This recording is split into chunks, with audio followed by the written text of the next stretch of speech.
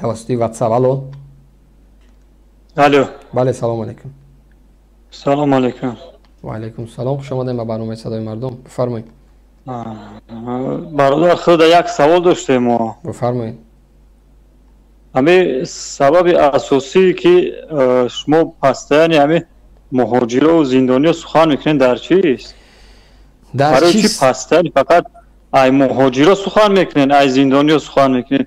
چرا مردمی در داخل تاجیکستان بدن سخن نمیکنین با او هم صحبت نمیشه؟ به خاطری که زیادتر هر ضربه که میبیو اول در مهاجرا هسته و در زندانیا هسته، چون مردمی داخل تاجیکستان می توانند که در همه حالت از خودشون دفاع بکنند اگر مردم واقعا استوار باشه.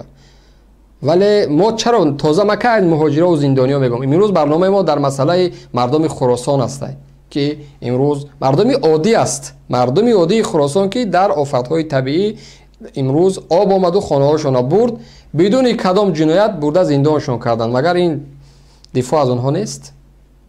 انا گوش که سری مسئله هم سخن میکنه.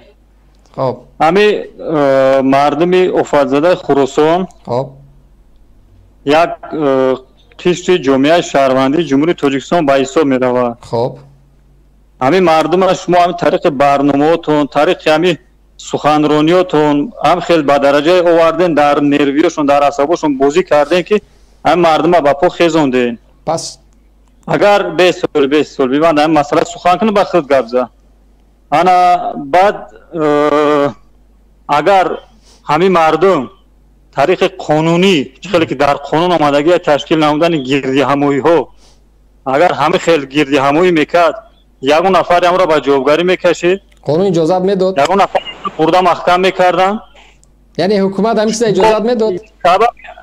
چی با اجازت نمیداد؟ چی با خود در قانون آمدگی شما تشکیل همچون نمودن کی همین را جواب میتین؟ همچون شهروند عادی یا که همچون مسئول دولت؟ یا دقیقه شما همچون شهروند جمهوری تاجیکستان امیرا هم خیلی سخن میرونم. آماده استی که فردا روی نزد کمیته امنیت و وزارت کارهای داخلی برای انا همون مردم خراسان همچون عضو همین ملت یک اجازتنامه برای 1000 نفر بگیری؟ آماده استی؟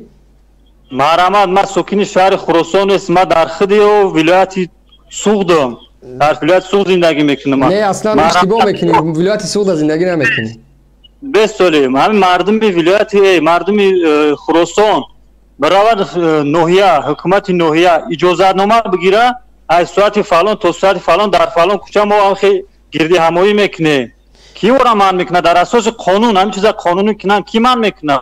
یعنی که از اینجا بسولی یعنی سوغد هستین شما آماده هستین که فردا برای مردم واروخ که زمین هاشون فروخته شد گاوه هاشون هر روز میزنند یک زمین ها کجا فروختن؟ واروخه یک اجازتنامه مخصوص بگیره برای 1000 نفر مردم واروخ گردی همایی در نزد حکومت شهری. هزار است براون بگیرن چرا نمیگیرن؟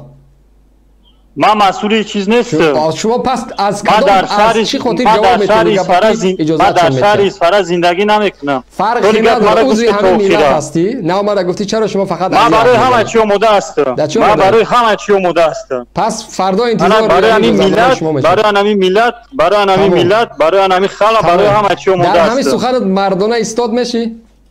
بستم گوش که مرا تاجیکستان. بله بست همچون شهروند تاجیکستان مگاب زنم بستولی مردم خراسان از این میبرویا که شما اون گمراه کردین، شما اون به همین راه بردین، سبب اساسی به جوابگاری کشیدن همون 4-5 شهروند خراسان شما اون به همین روز رسوندین. انا بستو شما اون به همین روز رسوندین. شخصی که جنایت صادر میکنه چرا اون به جوابگاری نکشن؟ چرا گروه اونگارد که غیر قانونی در نزد سفارتخانه میتینگ کرد جنایت نشد؟ چرا در نزد دفتر سازمان امنیت و همکاری اروپا میتینگ کرد محکم نشد؟ چرا در نزد سفارتخانه کشور ایران گردی همایی در گجو تو ما دلیل بیار که غیر قانونی گردی همایی کردن از برادرایی که من اون نوار دیدگی اون نوار که میگم من نوار بر وقت تماشا کردگی تو ما دلیل بیار اساس بیار که همون شهرونده که در نزد سفارتخانه ایران گردی همایی کردن غیر قانونی گردی همایی کردن. غیر قانونی کردن تما در اساس در هوای گرد ندارد. چگونه حکومت رحمانوف در نزد سفارتخانه ایران که حق ندارند روند در اونها را به شطح بزنند. میدانی در مسئله دیپلمات جنایت است. یک کشور اگر برای حکومت تاجیکستان، برای اوانگارد که مالی دستی کمیته امنیت و وزارت کارهای داخلی است، اجازت نامه میتیه و نزد سفارت ایران میروند، در ایجا خود حکومت رحمانوف بزرگترین جنایت کرده است. مسئله تبرق قضیه گروه اوانگارد ما از گروه اوانگارد نیست. ما از گروه اوانگارد نیست. گروه اوانگارد نیست. برای اسناد آوردم. دیگه مسئله تا گوش کن. مرد که در نزد صبر که مسئله یک در نزد شهر کلوب خش اوتاج زد. در مسئله من گپ میزنم. نه بول او دور نراولی. بس.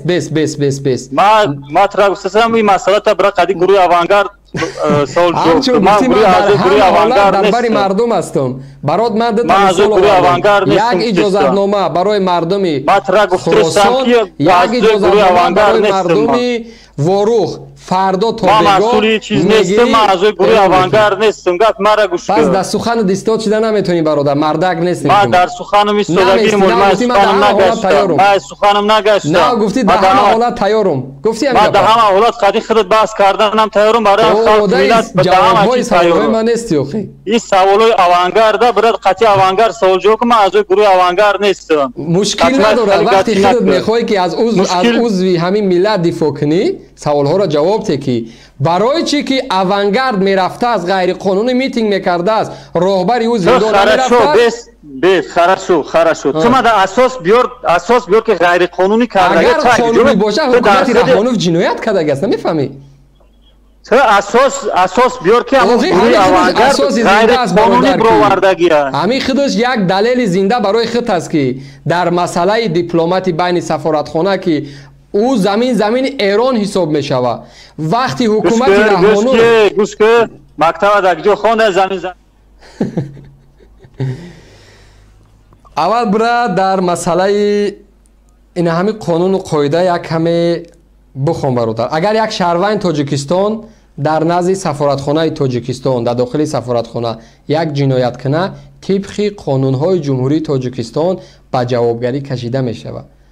شما برای این اول یک کمتر میگه که بیرا از تجربه روزگار بهره بگیر. قبل از اونه که میخوایی که داخل بحث شوین، میخواین چیزی را اثبات کنین، همه پهلوهاشون را بآموزین. طرزی حرف زدن، معاشرت کردن با یک نفری پهلوی تو احترام قائل بکنین. برای خودتون احترام بگیرین.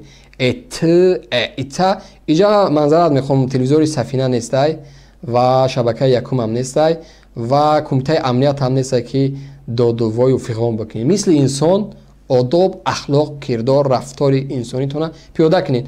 دروغ میگه که مردم ولایت سوق دستی، چون لهجه او مردم کاملا فرق میکنه. کلا از فرق نداره. ظرفشانی از پنجکنتی است، اسفره است، از هر منطقه است. اصولی گپ زنی آنها با این درجه مثل خود منظرت میخوام احمق نیستن و مردم آرام هستن. اما خب دارن یک کمی نفرای دارن که دیگر فروخته شده هستن، ولی لهجه مهم، لهجه حرف زدنشون، طرز صحبت کردنشون فرق میکنه. دوستا زیاد میدونن، خوب میدونن که او مردم در کدام حالت قرار دارن. با او خاطر دروغ نگین.